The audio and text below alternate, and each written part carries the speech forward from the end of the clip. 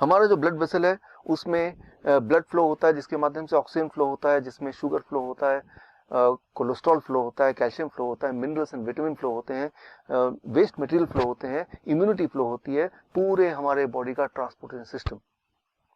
और कुछ लोगों के केस में उस ट्रांसपोर्टेशन सिस्टम में यानी कि ब्लड वेसल में कहीं कहीं गड्ढे होने लगते हैं, और जिसकी वजह से शुगर का फ्लो ब्लड में ठीक से नहीं हो पाता, शुगर ब्लड में ही ठहरा रहता है, और तब अगर वो ब्लड आप लेते हैं, ग्लूकोमीटर में डालते हैं, तो हाई ब्लड शुगर दिखाता है।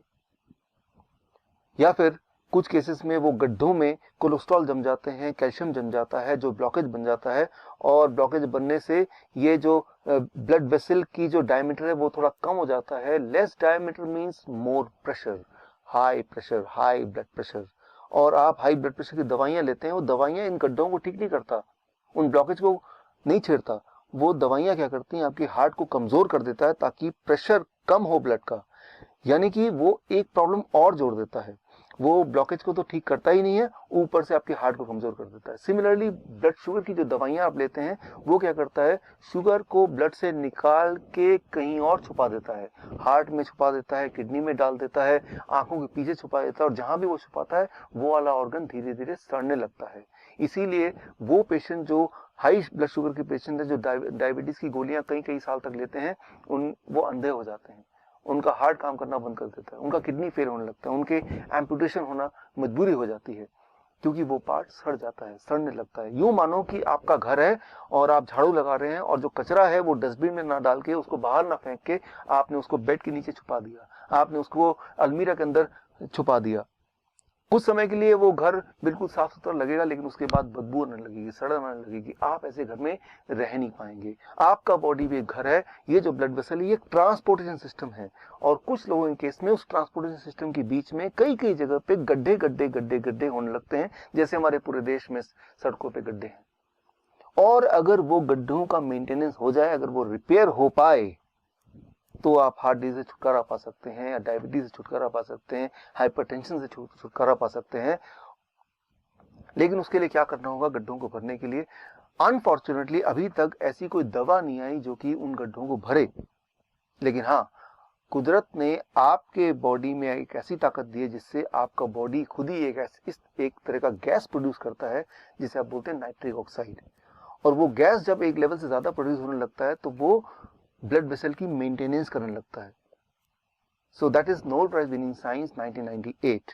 सो वो जो गैस है जिसे कहते हैं नाइट्रिक ऑक्साइड, वो ब्लड वेसल के इनर लाइनिंग जिसे बोलते हैं एंडोथेलियम लेयर, उसी में प्रोड्यूस होता है, जिससे वो गड्ढे भरने लगते हैं, वो ब्लॉकेज खत्म होने लगते हैं, ब्लड ट्रांसपोर्टेशन सिस्टम स्मूथ होने लगता है, और जिससे आपका ब्लड प्रेशर नॉर्मल रहने लगता है, आपकी ब्लड शुगर नॉर्मल होने लगती है, आपका हार्ट ठीक से काम करता है, और एकदम से आप ठीक हो सकते हैं, ठीक हो जाते हैं, अगर आपका बॉडी नाइट्रिक ऑक्साइड प्रोडक्शन को बढ़ा दे। अब सवाल यह है कि हम क्या करें कि हमारी बॉडी का नाइट्रिक ऑक्साइड प्रोडक्शन बढ़ जाए। उसके लिए I have to refer the China study, the biggest ever study of human nutrition disease. Human nutrition disease के बीच का जो कनेक्शन है, उसका सबसे बड़ा जो स्टडी है, जिसे बोलते हैं चाइना स्टडी, जो 2005 में रिलीज हुई थी। उस स्टडी के अनुसार कोई भी इंसान अगर whole plant food in its natural state में अगर खाने लगे, तो कुछ एक दिनों में ये जो लाइफस्टाइल डिजीज है उससे वो आजादी पा सकता है। लेकिन इसको मैं आपको समझाता हूं 3 सिंपल स्टेप में, how to implement the China study recommendation in your life in 3 step, so that you can be free of lifestyle disease including hypertension, including diabetes, including heart disease within few days. Those 3 steps are, as you can see on the screen. Step 1, 12 बजे तक जो भी कुछ आप खाएं वो हो सिर्फ और सिर्फ फल, फ्रूट्स एंड फ्रूट्स। कोई भी 3-4 तरह के फल, वो मीठा हो, खट्टा हो, कैसा भी फल, वो केला हो सकता है, आम हो सकता है, चीकू हो सकता है, अमरूद हो सकता है, जो भी फल आपको पसंद हो, 3 से 4 तरह का फल जो अवेलेबल हो लें, और वो एज ए ब्रेकफास्ट खाएं। कितनी quantity? It depends on your body weight. Let's say my body weight is 70 kg, into 10, 700 grams or more of 4 kind of fruits, 3 to 4 kinds of fruits of your choice. एक बार में खाएं, 2 बार में खाएं, 4 बार में खाएं, 12 बजे तक आपको खाना है सिर्फ और सिर्फ फल, फल और फल। जितना ज्यादा खाएंगे उतना अच्छा रहेगा। राइट। नो रोटी, नो चपाती, नो चाय, नो ब्रेड, नो बिस्किट, सिर्फ और सिर्फ फल, फल और फल, भरपूर खाना है। अब लंच, जब भी आप लंच में बैठे 2 प्लेट लेके बैठे, प्लेट 1 एंड प्लेट 2। प्लेट 1 में 4 तरह के ऐसे वेजिटेबल जो आप कच्चा खा सकते हैं, खा सकें, जैसे टमाटर, मूली, गाजर, ककड़ी, सो ये इस तरह के, या खीरा, इस तरह के सब्जियां आप लें, 4 जो कच्चा खा सकें, और जो कच्चा नहीं खा पा रहे हैं क्योंकि उनके दांत कमजोर हैं तो वो थोड़ा स्टीम कर सकते हैं। कच्चा ज्यादा फायदेमंद है, लेकिन अगर नहीं खा पा रहे हैं किसी वजह से तो थोड़ा स्टीम कर सकते हैं। 3 से 4 तरह की ऐसी सब्जी जो कच्चा खा सकें या स्टीम करके खा सकें वो लें। और कितना खाना, it depends on your body weight.